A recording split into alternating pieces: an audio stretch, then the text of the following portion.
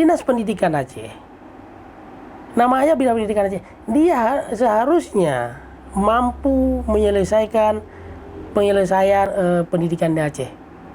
Dengan cara bagaimana? Kita melihat di sekolah-sekolah SMA itu ada nggak kurikulum bahasa Aceh?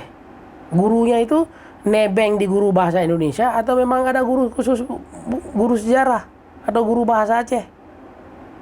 Nah, jangan-jangan hari ini yang mengajar bahasa Aceh itu guru honorer yang digaji 200.000 per hari, per bulan, dibayar 6 bulan sekali. Bagaimana mencerdaskan anak bangsa, guru saja masih dibayar hanya 200.000 per bulan. Dibayar pun 60.000 6 bulan sekali. Nah, di sini saya pikir sangat menyakitkan terhadap pendidikan di Aceh.